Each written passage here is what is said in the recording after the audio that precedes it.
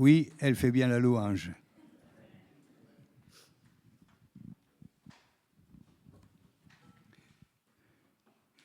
On est content que ses parents ne soient pas restés au Sri Lanka. On aurait raté une perle, hein? Voilà.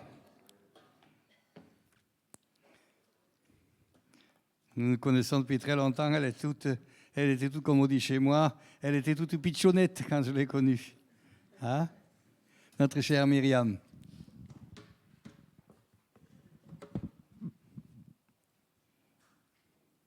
Alors, bienvenue à tous à ce culte.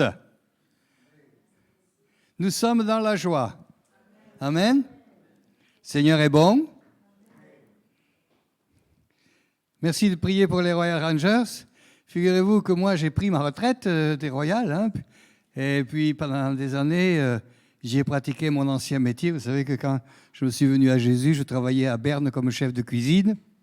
Hein, et donc, les Royals, pour moi, c'est la cuisine. Ma femme était dans les animateurs et moi à la cuisine.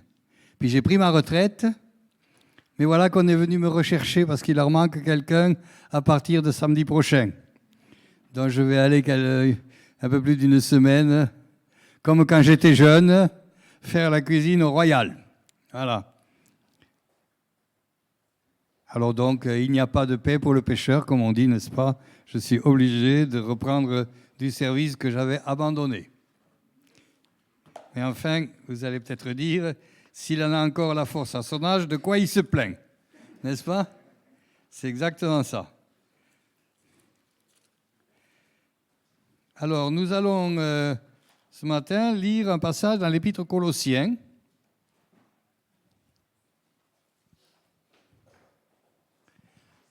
Alors, les frères et sœurs de l'Église d'Athis-Mons, vous allez avoir une répétition du message que j'ai amené l'autre jour chez vous, mais je l'ai retravaillé, donc vous risquez de ne pas le reconnaître d'ailleurs. Nous avons eu une belle introduction à la Sainte Seine ce matin, qui est tout à fait ce qu'il fallait pour introduire mon message de l'Épître aux Colossiens.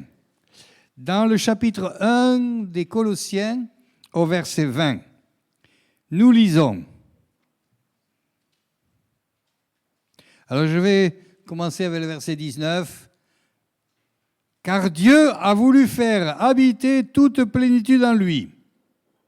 Il a voulu, par lui, tout réconcilier avec lui-même, tant ce qui est sur la terre que ce qui est dans les cieux, en faisant la paix par lui, par le sang de la croix. Et vous qui, autrefois, étiez étrangers et ennemis par vos pensées et par vos mauvaises œuvres, il vous a maintenant réconciliés par sa mort dans le corps de sa chair, pour vous faire paraître devant lui, saint, sans défaut et sans reproche, quand il apparaîtra. Si du moins vous demeurez fondés et inébranlables dans la foi, sans vous détourner de l'espérance de l'Évangile que vous avez entendu, qui a été prêché à toute créature dans le ciel, et dont moi, Paul, j'ai été fait ministre. » J'aime bien la traduction ministre. Le terme grec, c'est doulos, esclave, serviteur. Mais le traducteur, là, notre cher Louis II, donne un titre honorifique, n'est-ce pas? On parle de ministre alors que Paul parle d'esclave. Alors, mon message ce matin, c'est Dieu a voulu tout réconcilier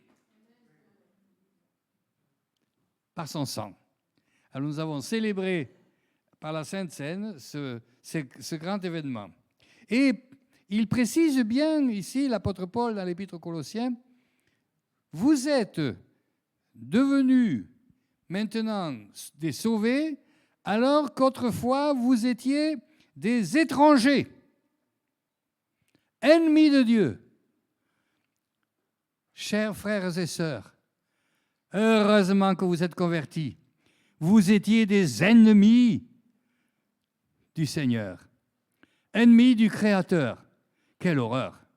Avez-vous déjà pensé à ça? Ben non, moi, j'y avais jamais pensé avant de le lire dans la Bible. Par mon péché, j'étais un ennemi. Avez-vous des ennemis?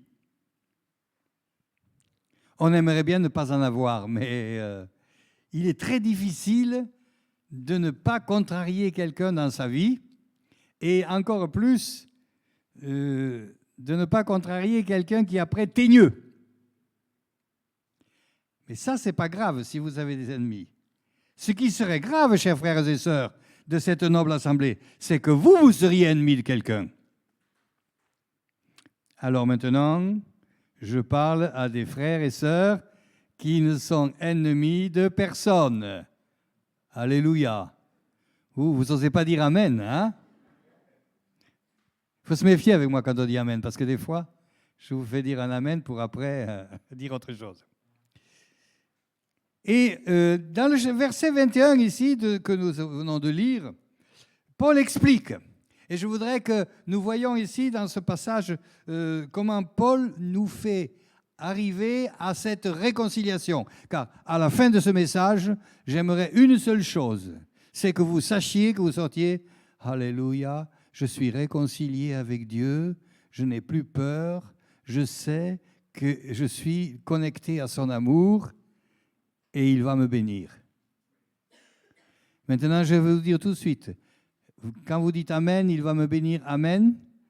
Savez-vous que sa bénédiction, elle vient parfois au travers d'une épreuve? Ah là là là là, encore un truc qu'on n'aime pas, hein? Voilà.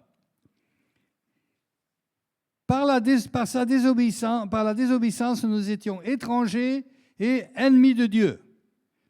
Et alors, nous allons lire le texte où a commencé cette séparation, ce moment où il y a eu une rupture totale entre Dieu et la race humaine.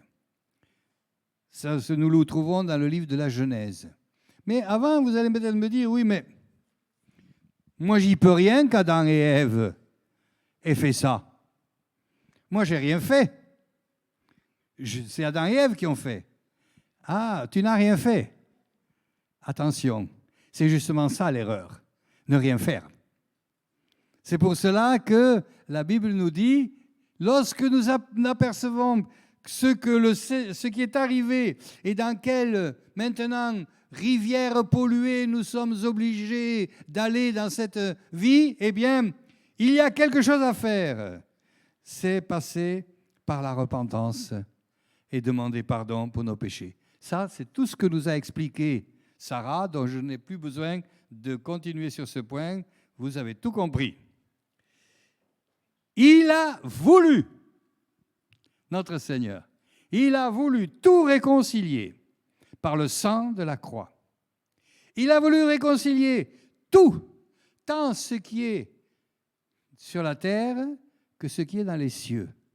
Et là, l'apôtre Paul nous donne, sous-entend une tragédie qui s'est passée dans l'histoire parce que il y a eu une rupture dans le ciel.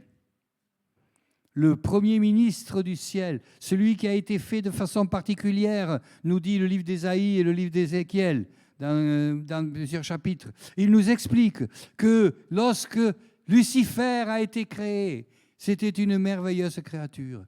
C'était la personne la plus fréquentable après Dieu que l'on pouvait rencontrer. Figurez-vous, cet individu, ce Lucifer, il a été un moment très fréquentable. Jusqu'au jour, nous dit le livre, nous dit Ésaïe et Ézéchiel, jusqu'au jour où l'iniquité est trouvée en toi. Quand tu as dit, je monterai sur la montagne de Dieu, je prendrai sa place. Et c'est là que tu as été viré. Et la Bible nous dit qu'il a pris 1/3 des anges avec lui. Nous lisons ça dans l'Apocalypse. Et c'est pour cela qu'il a fallu aussi une réconciliation dans le ciel. Il a été viré. Puis, maintenant, il dit, et sur la terre. Et voilà, et sur la terre, il s'est passé. Alors, on va le relire, parce que même si la plupart des chrétiens qui viennent depuis longtemps dans l'Église le savent, mais peut-être que certains ne connaissent pas assez bien cette histoire, et peut-être que certains chrétiens ont besoin qu'on leur rafraîchisse la mémoire.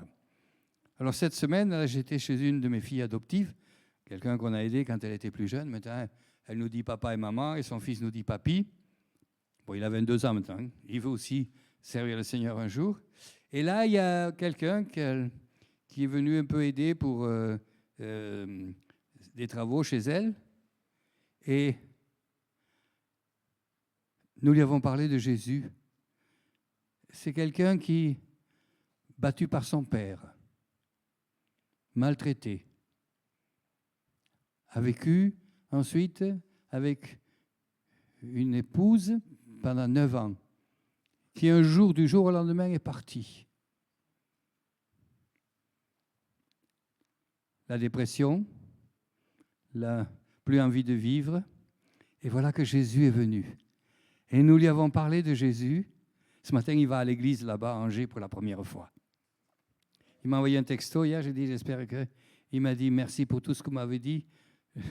De tout cœur, je vous aimerai toute ma vie, qu'il a dit. On sent l'émotion. Tout ça, c'est arrivé parce que nous allons lire l'histoire pour bien nous mémoriser comment Lucifer, qu'on appelle aujourd'hui Satan, qu'on appelle le diable, il y a comme ça plusieurs qualificatifs, va essayer vous aussi, chers frères et sœurs. Il l'a essayé cette semaine, il va l'essayer pendant cette semaine qui arrive.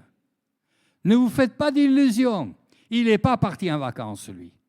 Et s'il va à Saint-Tropez, en un clin d'œil, il est plus rapide que les avions d'Air France pour revenir ici, pour vous embêter. Mais il a perdu. Nous avons entendu, Jésus a vaincu sur la croix la puissance de Satan. Il a perdu. Le serpent était le plus rusé de tous les animaux des champs que l'Éternel Dieu avait fait.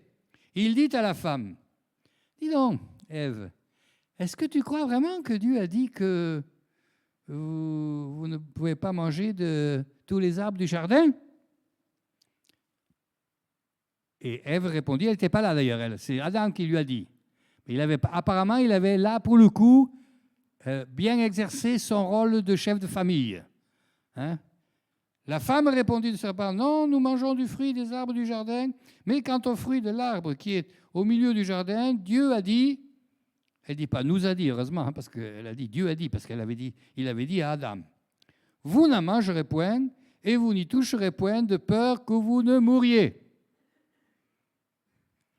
N'y touchez pas, il y a du poison. » Alors, le serpent dit à la femme, « Ha ha ha ha. Vous croyez ça, vous? Vous croyez encore en Dieu, vous? Vous croyez qu'il a dit ça? Vous croyez que Dieu a dit tu ne voleras pas, tu ne mentiras pas? Bon, parfois, tu en as bien besoin de mentir, n'est-ce pas? Quand j'étais un peu plus jeune, à Dieppe, nous avions un huissier de justice qui s'est converti. Et puis, j'avais prêché sur « il ne faut pas mentir ». Il m'a invité, il m'a dit « il faut que je te voie ». Et puis, il me dit « mais c'est impossible de ne pas mentir. Moi, quand je poursuis des clients, j'ai une mission, j'ai un débiteur qui me paye pour aller faire payer quelqu'un qui n'a pas réglé son crédit, par exemple. Crédit Renault. Hein? Et quand j'arrive dans la famille, que je vois que si je saisis la voiture, le pauvre homme va perdre son boulot parce qu'il a besoin de la voiture pour aller et tout ça. Alors j'essaie de trouver des délais. Et puis je suis bien obligé de mentir à mon débiteur pour pas qu'il m'enlève le dossier et qu'il donne à un autre confrère. Mais là, je fais ça pour la bonne cause, c'est pour aider quelqu'un qui est dans la misère. Alors là, il m'a eu, hein. Mais j'ai dit, écoute, c'est très bien, hein, oui, je vous comprends, mais moi, je ne peux pas arracher cette page de la Bible. Tu ne mentiras pas. Alors, on a discuté tout ça. Puis après, j'ai dit, écoute, je vais prier et peut-être que le Seigneur va te donner une autre façon de faire que de... Alors, on a prié, Seigneur. J'ai dit, Seigneur, tu vois, mon frère qui maintenant s'est approché de toi, il ne veut plus mentir dans son étude. Et voilà, il est embarrassé parce que ça rend déjà malheureux. C'est déjà pas mal qu'un huissier ait pitié de la personne qu'il va saisir, n'est-ce pas? On n'en trouve pas tous les jours non plus, des gens comme ça. Mais il s'était converti. Puis ça s'est terminé comme ça. Puis je ne sais plus combien de temps après, peut-être 1 mois ou 2 mois après, il m'a recontacté, il m'a dit, Francis, c'est vrai ce que tu dis. On peut s'en sortir sans mentir. Parce qu'il dit, voilà, j'ai eu... donc il avait un gros client qui était le service des financiers de Renault à Rouen, et il avait une quarantaine de dossiers où il devait aller saisir des voitures pour des personnes qui n'avaient pas honoré leur crédit. Et le directeur là-bas trouvait que l'argent rentrait un peu trop petitement. Hein. Alors il s'est dit, bon, ben, le directeur a dit, Monsieur Maître Briquet, je voudrais bien là venir voir un petit peu où est-ce qu'on en est avec nos dossiers, parce que vous en avez quand même une grande... Alors là, après, il était très embêté, puis il m'a dit, le frère m'a dit, j'ai prié, il dit, Seigneur, maintenant, soit Seigneur fait grâce, soit je perds un de mes gros clients, et c'est mon chiffre d'affaires, et puis le monsieur est venu, et il a décidé de jouer la carte de la vérité. Ils ont passé un dossier. Ah, celui-là, là, ça fait un petit moment qu'il ne paye plus tout ça. Et puis le frère, là, me dit, il a expliqué, oui, vous comprenez, sa femme est malade, lui, il a un peu de problème s'il n'a plus sa voiture avec le boulot et tout ça.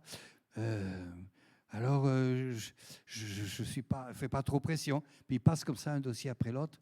Et puis il lui disait toujours, écoutez, c'est embêtant, mais on est aussi obligé d'avoir un peu d'humanisme avec ces gens. Il m'a dit, sa secrétaire l'aurait tué du regard, parce qu'elle a dit, la secrétaire, première secrétaire de l'étude, savait qu'avec ça, il était en train de perdre le client. Et puis, à la fin, il dit, voilà, je vais quand même faire un effort et tout ça. Et il m'a dit, à son grand étonnement, le directeur des crédits, il a dit, bon, écoutez, maître, continuez comme ça, mais veillez quand même à ce que l'argent rentre, ça devrait le faire. C'est vrai, il faut des fois avoir un peu pitié des pauvres. Et là, c'est une anecdote, j'ai osé dire à un huissier, tu ne mens plus. Hein? J'ai pris le risque qu'il quitte l'église, parce qu'il allait dire, le pasteur, il est bien gentil, lui. Et lui, il peut ne pas mentir en priant et lisant sa Bible tous les matins. Hein, voilà, là, c'est facile.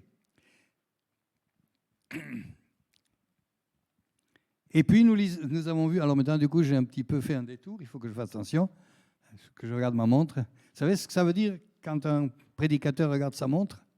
Ça ne veut rien dire. Alors voilà, et donc nous lisons qu'après, Adam et Ève ont pris, Ève a pris, elle a donné à son mari, et là, Adam a failli à sa mission de chef de famille. Il aurait dû dire, Ève, non, non, non, non, surtout pas. Il y en a un autre qui, dans sa vie aussi, aurait dû dire, non, Sarah, non, non, non, surtout pas. Je ne parle pas de Sarah ici, puisque ça a donné la naissance d'Ishmaël, et on voit ce que ça crée aujourd'hui en Israël, le conflit israélo-palestinien. Parce que Sarah a donné un mauvais conseil à son mari, fait un gamin avec la servante. C'était la tradition à ce moment-là, c'était de bonne loi que quand un couple riche ne pouvait pas avoir d'enfant, la maîtresse choisissait une des servantes pour que le mari fasse un bébé, et après, quand le bébé, elle allait accoucher dans le lit de la maîtresse, et puis on disait à l'esclave, maintenant, tu continues à laver le parterre, et l'enfant, c'est le mien.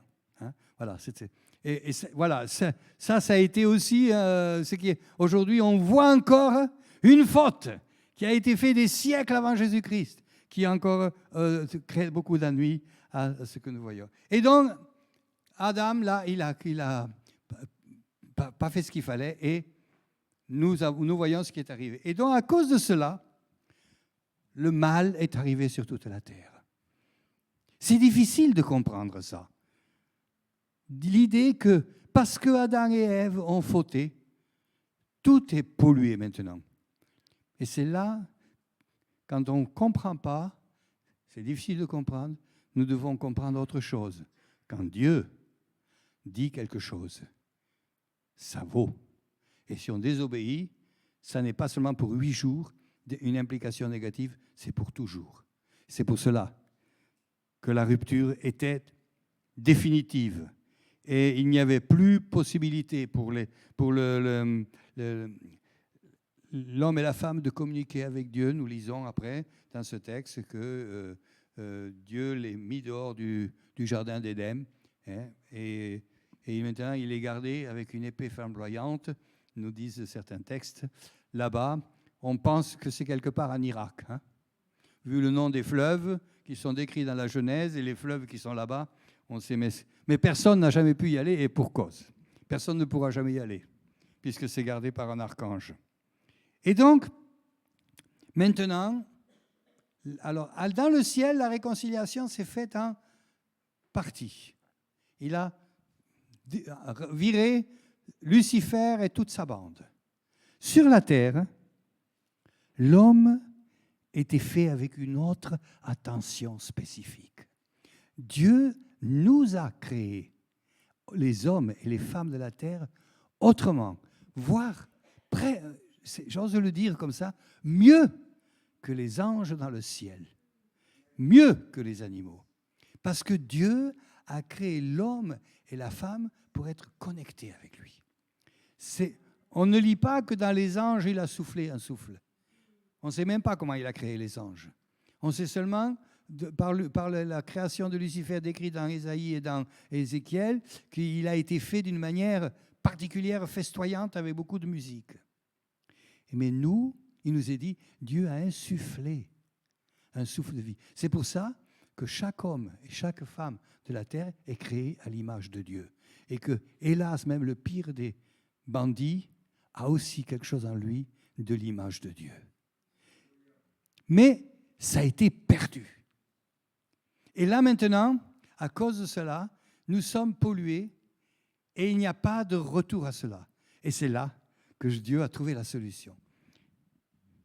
Dans le ciel, ils ont fait un conseil, le Père, le Fils et le Saint-Esprit. Que faire maintenant? Parce que Dieu aime tellement les hommes et les femmes.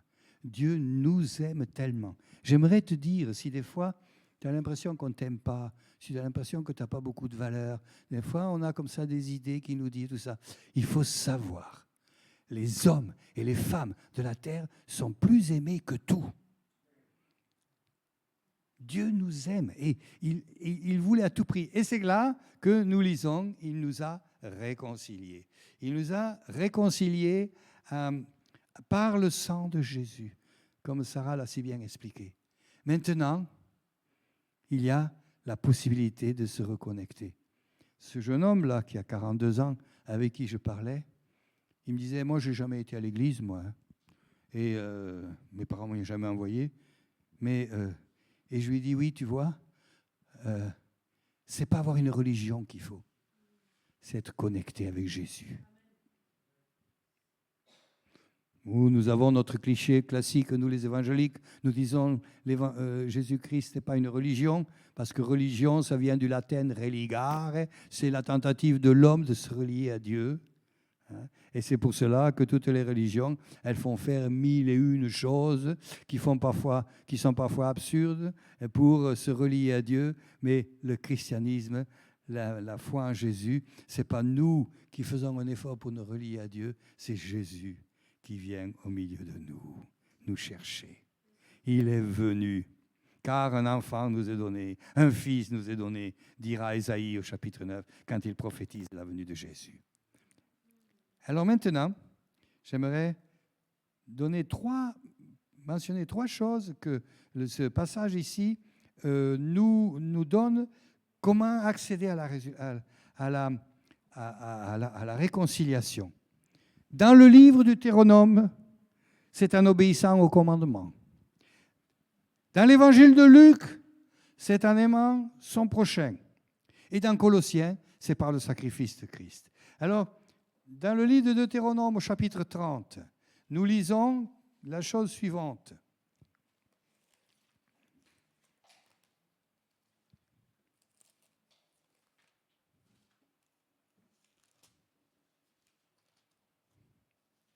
Verset 8.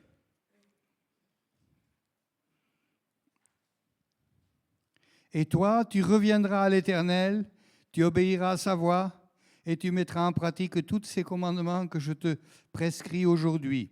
Et l'Éternel, ton Dieu, te comblera de bien en faisant prospérer tout le travail de tes mains, le fruit de tes entrailles, etc. Dans l'Ancien Testament, la réconciliation avec Dieu, se fait en obéissant au commandement de Jésus. Dans l'évangile de Luc, nous lisons que ici, la réconciliation se fait au travers de l'amour du prochain.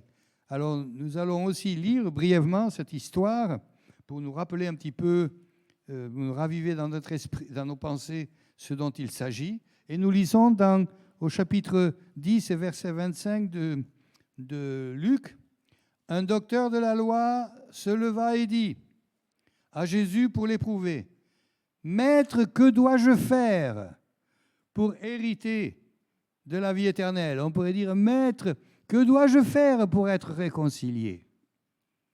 Jésus lui dit, « Qu'est-il écrit dans la loi ? Tu lis quoi, toi, dans la loi, dans la Torah ?» Bien enseigné et brillant élève, il répondit, « Tu aimeras le Seigneur ton Dieu de tout ton cœur, de toute ton âme, de toute ta force, toute ta pensée, et ton prochain comme toi-même. » Bien répondu, lui dit Jésus.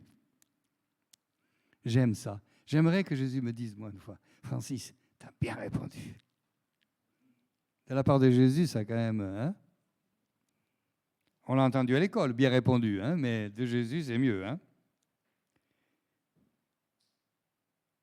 Mais ce pharisien qui nous ressemble, je n'ai pas dit vous ressemblez, j'ai dit nous ressemble. C'est gentil, hein? Je me mets dans le lot. Il essaie d'éviter ce que Jésus va demander de faire, aimer son prochain et respecter la loi de Moïse. Ça, c'est terrible. Cette résistance qui est dans le cœur de l'homme, on n'a pas envie de le faire. Je sais, il y a quelques humanistes dans cette noble assemblée, mais franchement, on n'a pas toujours envie de faire. Alors, il y en a qui ont envie de respecter la Torah, qui sont des religieux, et d'autres qui croient moins à la Torah, qui sont des humanistes, ils ont envie d'aider le prochain. Mais tous, tôt ou tard, ça ne le fait plus. Et alors, le pharisien, il fait comme aurait fait peut-être l'un ou l'autre d'entre nous, je ne dis pas tous, parce que toute ressemblance ne serait le fait que de pure coïncidence. Vous connaissez mon slogan maintenant, depuis que je le dis. Il dit, mais c'est qui mon prochain? Ah, c'est vrai, hein, là, c'est qui notre prochain ici, au milieu de cette église, hein? Nous sommes nombreux, on a beaucoup de prochains.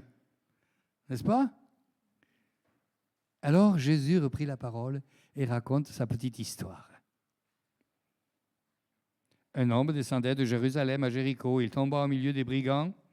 Ils le dépouillèrent, le chargèrent de coups et ils en allèrent, laissant à demi-mort. Un sacrificateur qui fortuitement descendait par le même chemin, ayant vu cet homme, passa outre. Ben, évidemment, le sacrificateur, il n'avait pas le droit de se souiller avec un blessé qui peut-être est incirconcis. Donc, la religion d'abord. Hein? Puis un lévite qui arriva aussi dans le lieu, l'ayant vu, passa outre. Ah ben, évidemment, là, on ne va pas faire la louange après avoir été impur avec quelque chose. Hein? C'est pas pour faire la louange, n'est-ce pas, hein, Myriam? Pour faire la louange, il faut être pur. Hein? Voilà. Bon. Alors, il passe outre. Mais un Samaritain qui passait par là. Alors Jésus est en train de dire ici, je vais le traduire en termes de la région parisienne, une racaille passait par là.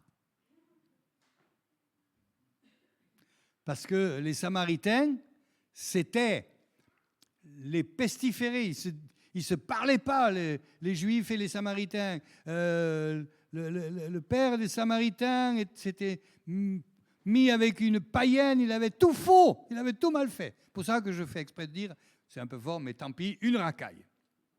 Et voilà, mais ce n'est pas une racaille comme celle qu'on a en région parisienne, apparemment, n'est-ce pas? Enfin, peut-être qu'il y en a aussi en région parisienne, des racailles comme ça. Hein?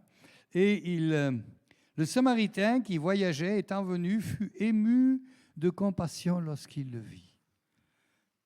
Jésus est en train de dire à ce pharisien, lui, il a des sentiments devant la détresse. Il a des sentiments devant les gens qui souffrent. Lui, il en a. J'espère que chacune et chacun d'entre nous avait dit dans votre cœur, moi aussi, moi aussi. Hein?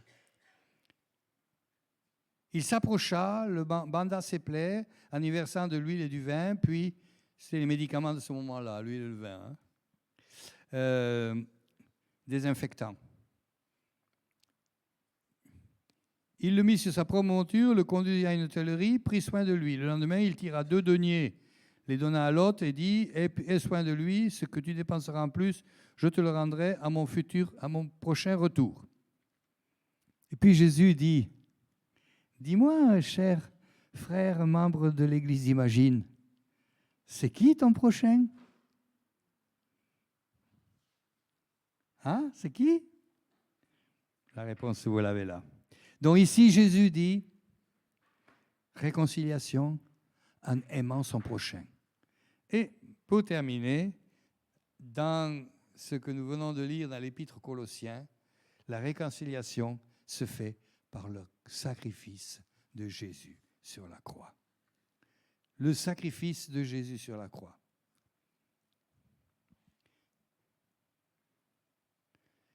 Et nous lisons dans Romains au chapitre 5, ça sera mon dernier verset pour ce message, au chapitre 17, ce que le sacrifice de Jésus a donné.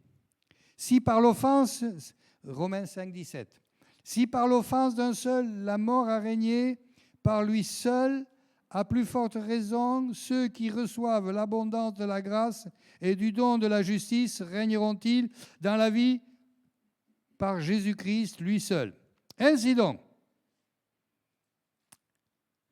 Là, ça c'est la bonne nouvelle pour nous ce matin. 5, 17. Romains 5, 17. Comme par une seule désobéissance. Dans 18, il est écrit offense, et dans 19, il est écrit désobéissance. Comme par une seule désobéissance d'un seul homme, la condamnation a atteint tout le monde. De même, par un seul acte de justice, c'est là que nous comprenons la venue de Jésus, le sacrifice de Jésus, qui est pourtant si cruel, mais qui n'a rien de sadique là derrière. La justice, il a payé le prix. Aujourd'hui, quelqu'un qui agit mal, il est mis en examen, jugé, et s'il est coupable, il doit payer. Ça, c'est la vraie justice. Eh bien, Dieu, qui est juste, a dû trouver aussi faire un acte de vraie justice. Il avait plusieurs possibilités, Dieu, devant la désobéissance d'Adam et Ève. La vengeance, je te détruis. La destruction de toute la création. Ou l'enfer, pour éternel. Mais Dieu n'a ni vengeance, ni punition, mais le plan de réconciliation.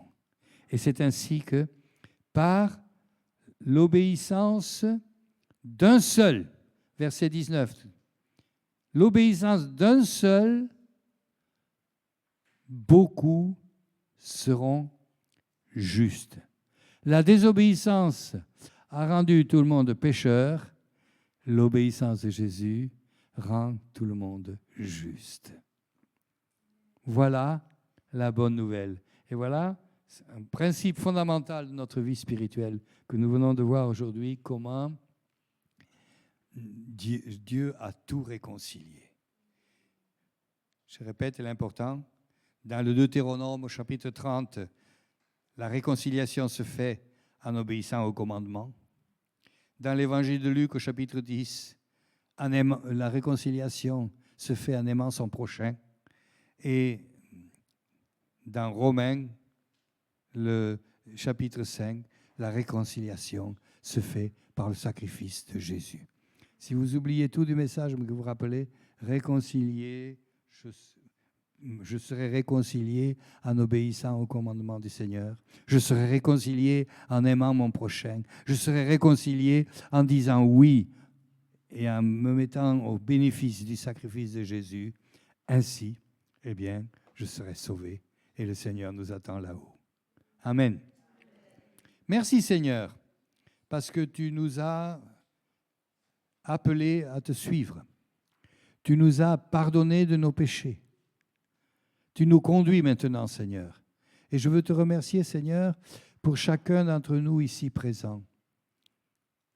Merci parce que tu vois les combats, le combat que nous avons pour surmonter le péché qui nous attaque d'une manière ou d'une autre, chacun avec ses points faibles.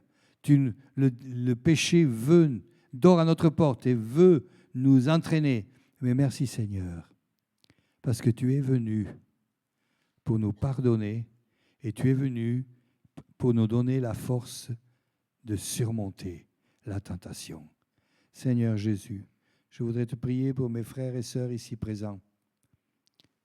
Nous sommes maintenant devant toi. Donne la force de résister. Donne la force de surmonter. Donne-nous la force, Seigneur, de t'aimer et de recevoir ton amour. Amen.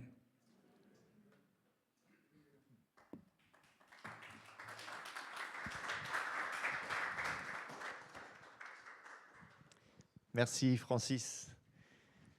Merci beaucoup. Merci Seigneur. On va prendre un dernier chant et puis je vous souhaite à toutes et à tous un bon dimanche et une excellente semaine dans la grâce du Seigneur.